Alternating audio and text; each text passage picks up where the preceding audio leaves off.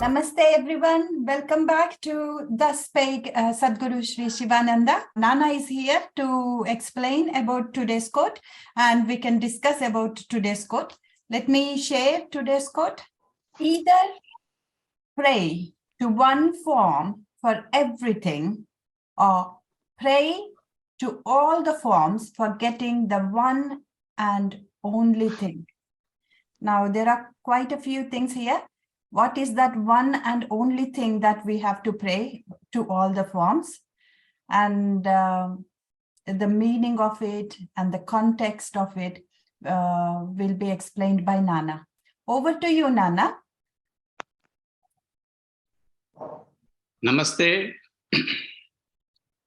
Sri Gurubhyo Namaha.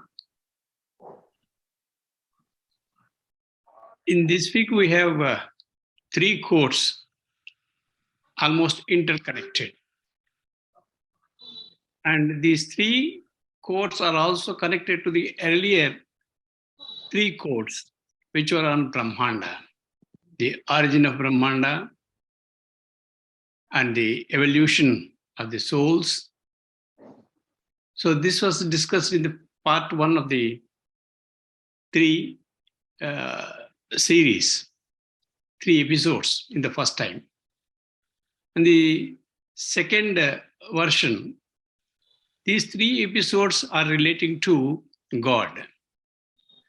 So in the first episode of this particular episode, this series of the episodes, this three series of episodes, is about the God and his original nature. His original nature was only absolute. He has no name there. He is absolute truth. He or she, whatever it may be. The phenomena is known as the absolute truth, which is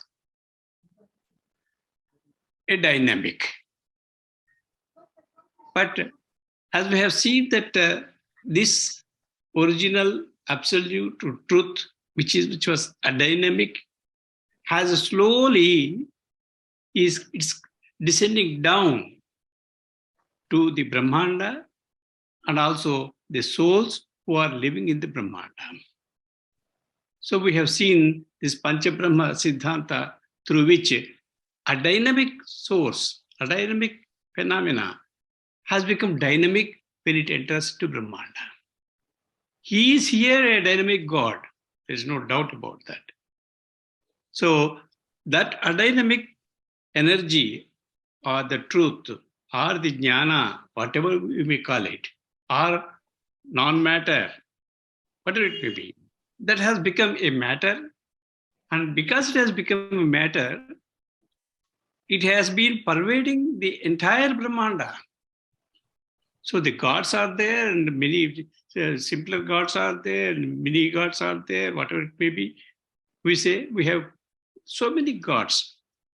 So all these enjoy the same strength. All these are connected to that original truth, that absolute truth. But these are all the dynamic gods. They are very active. And they are there to help the evolution of the souls. So in the present quote, what Hema says, the first thing is the only thing. So what is that only thing for which the entire Brahmanda has been created? That one should not forget. If the soul wants to go upwards, then the soul must be knowing this. That is what Guruji says as Shubhecha. That is the only desire. That is the only thing that he should strive.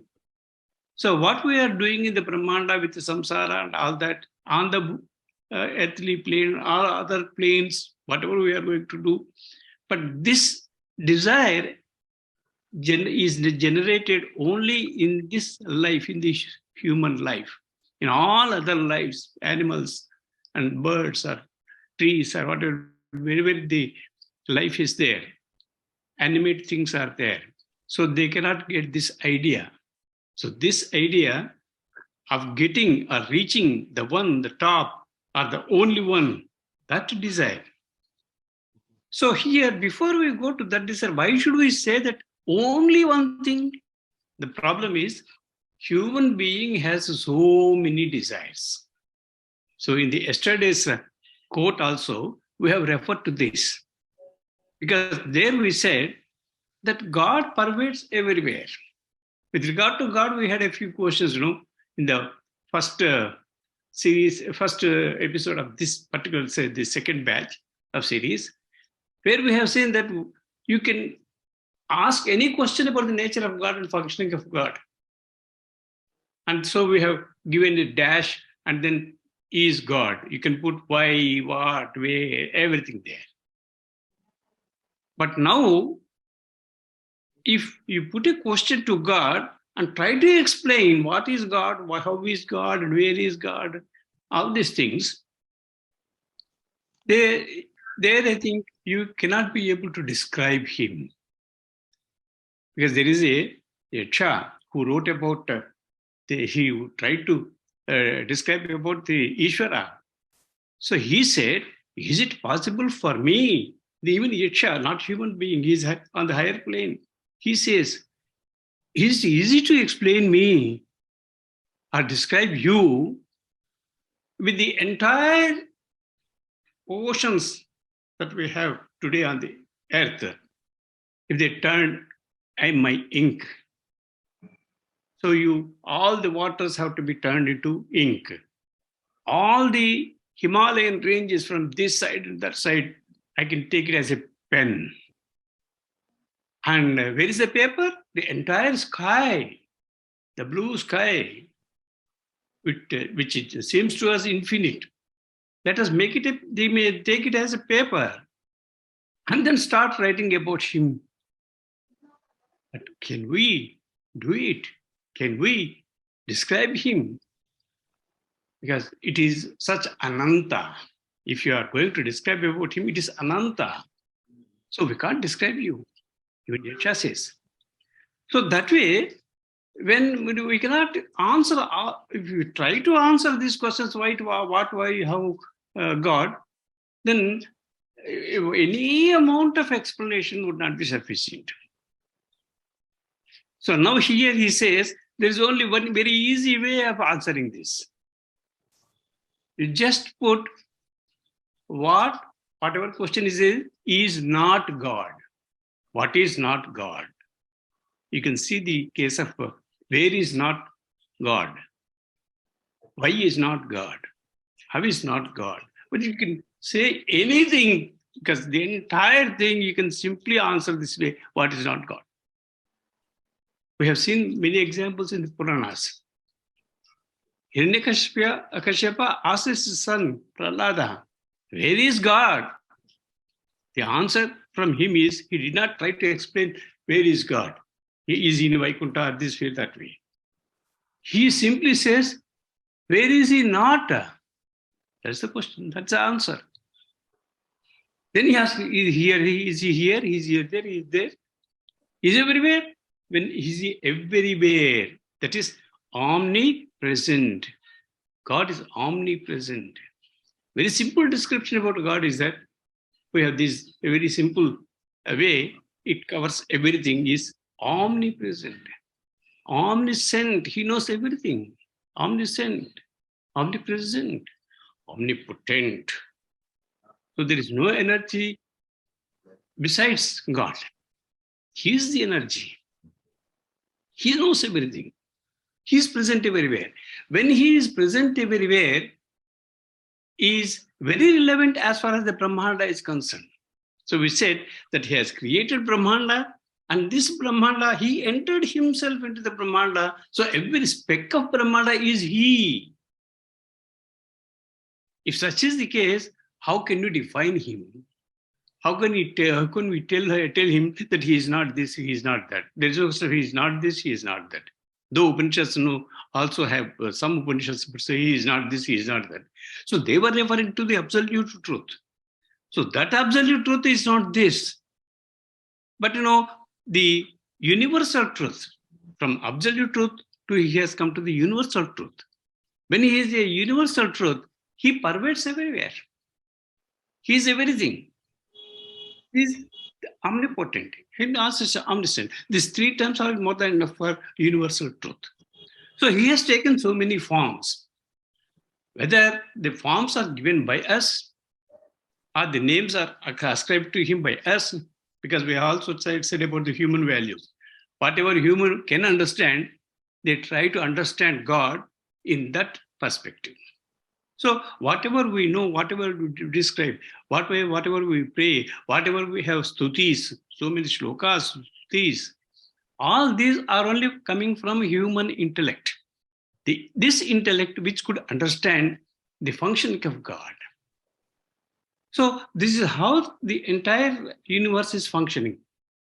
And number of gods and goddesses, no, we have made them according to the functions. Those functions which we needed, which we desired. So God also comes to us in the form that we desire, in the way that we think of him, and he reacts. So at one place, Guruji also said that God doesn't act. That way he's dynamic, he doesn't act. But this universal God acts. He doesn't act, but he reacts. What is this reaction? If you pray to him, he responds. If you ask him any desire, he gives. Any desire, because Guruji says it is any desire. If you ask any desire strongly, that is the sankalpa. Sankalpa is the strong desire. If you make a sankalpa, you want to have it, it comes to you. When? Maybe a question. But it has to be realized. So whatever you ask, God reacts. So that's why there was adharma going on in the world. So even the Devas and the Brahma and then Vishnu and the Rudra, Shiva, they all go to that Paramatma or Parashakti, request him to establish dharma. Then the avatara comes. Avatara does not come by itself. Avatara comes only by your desire, your strong desire, your prayer. So prayer is answered. That's why here in this quote also we have the prayer. Before that we have the worship. We have worship and prayer. What is the difference between worship and prayer? Prayer is mostly individual and maybe collective also. Maybe individual, maybe collective. So this prayer, this worship, these forms would be changing from time to time. What was there in Krita Yuga? What was there in Treta Yuga? What type of prayer worship was there in the Dwapara Yuga? And what is now in the Kali Yuga? In Kali Yuga, the concept is bhakti. So in bhakti, the problem is you are personally associated with him and engrossed in your thoughts and life with one particular God. How many gods are there in that way? The same God, the absolute truth, who transformed himself into universal truth. Now we take him into different classifications, distinctions we make. That is, community has a God, community gods are there. Tribes have God, their own tribal gods are there. And the Janpadas have their gods. And when you come to this, so according to the tradition, history, religious traditions, there are at least 6 matas, there are minimum, Shan matas. So in Shan Vaishnavism is there, Shaivism is there, Kanapatyam is there, Shakti. So all these Shan matas, they are only consolidated groups. So as bhakti grows, you are Shaivite and you consider yourself a Shaivite and you want everything to see in God. And you think that everything is Shiva and Vishnu. Vaishnavites feel the way. But there would be a problem with, because they differ with other group of Vaishnavites. Because he says that everything is Shiva. And the other one says everything is Vishnu. So some problems have also come in the history, particularly within these 2000 years. We we have such problems. Earlier, we didn't have such problems. There were the things were different. They were not Shanmatas, but there were Karmakandas. They were different. Tapas was there. Karmakanda was there. So these things were there earlier. But in the Kali Yuga, we have this bhakti, and bhakti makes personal devotion. So as we have community gods, we have family gods, and we have individual God, God to himself, individual gods.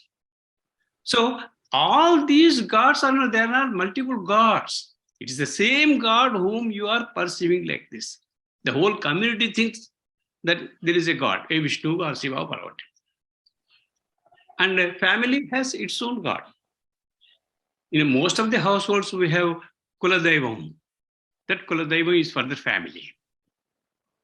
And then individually, you may be having a devotion to one God, Krishna, Rama, or whatever. So all these are the distinctions are made by us, but it doesn't mean that God is different. That's why earlier quotation also we have seen that, there are multiple gods, but these multiple gods are not multiple gods. The source of them is the only one.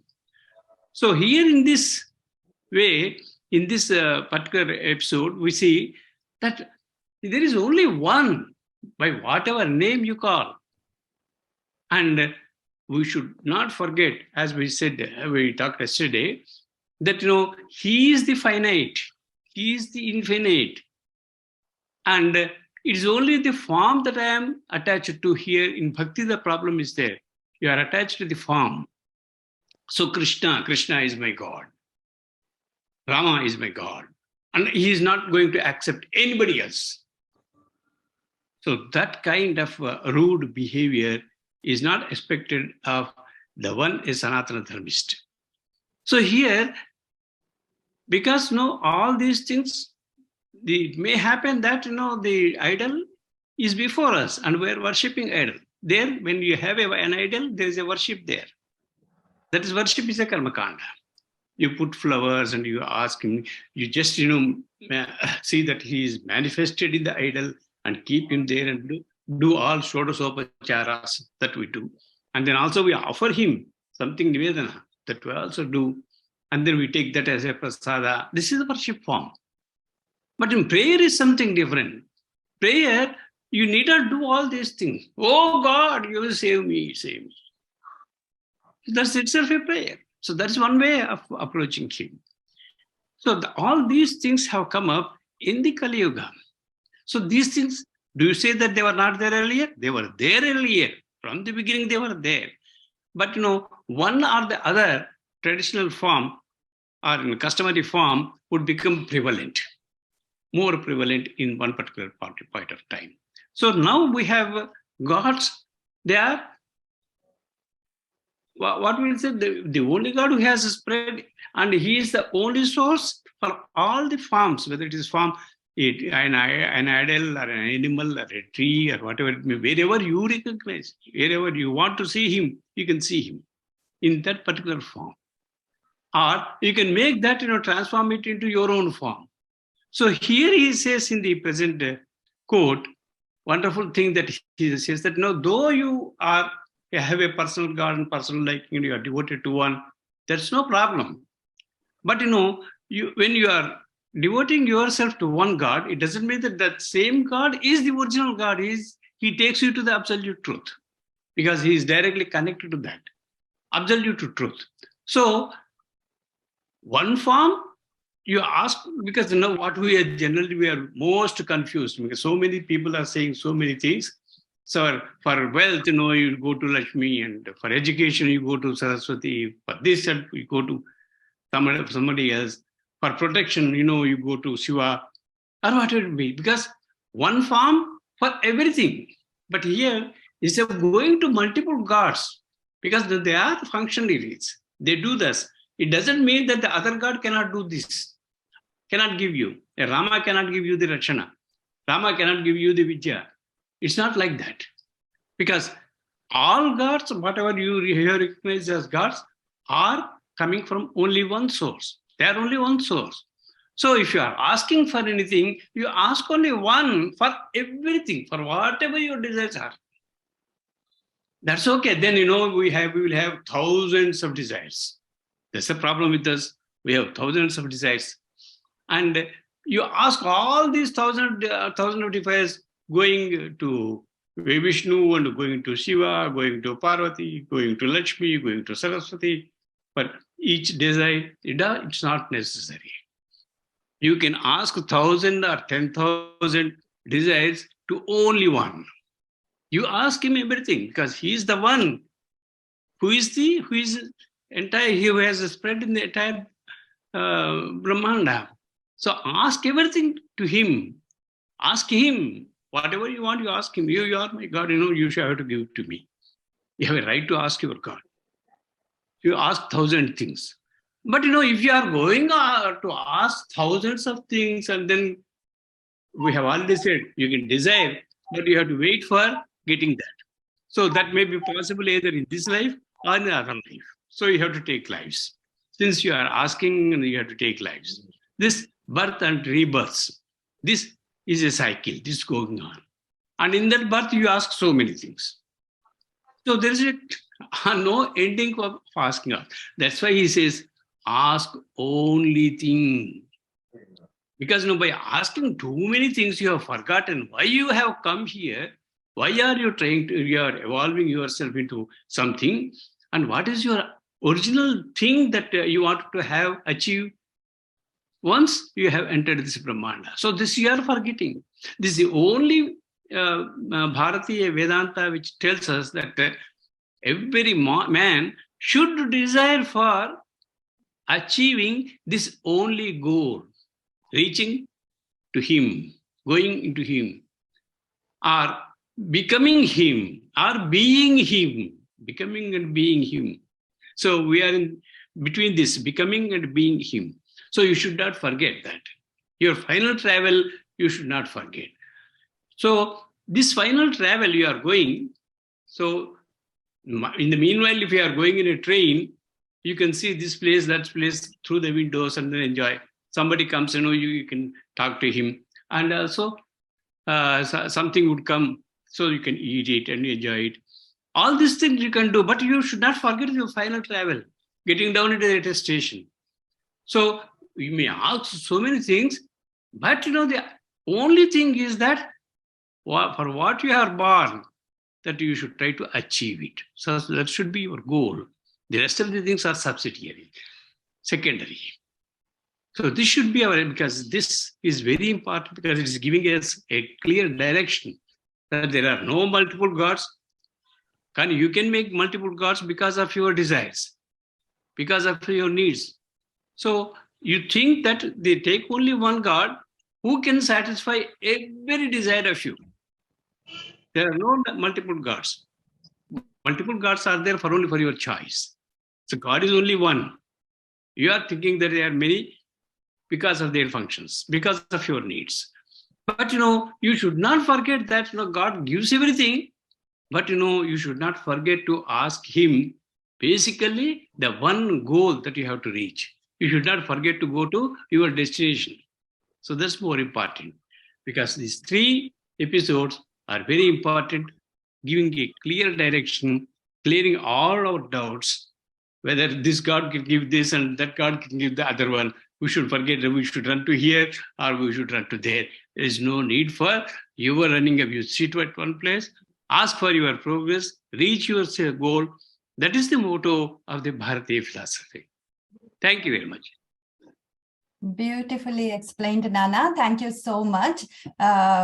You have given us a clarity of thought as to how to look at this scenario where we are doing puja to Lakshmi, puja to Saraswati, puja to Shiva, puja to Vishnu, but then forgetting our main goal is moksha. We can worship all for one thing, or that is our moksha, or we can worship one god or goddess For all forms. for all the things. Yeah, beautiful. Thank you so much, Nana.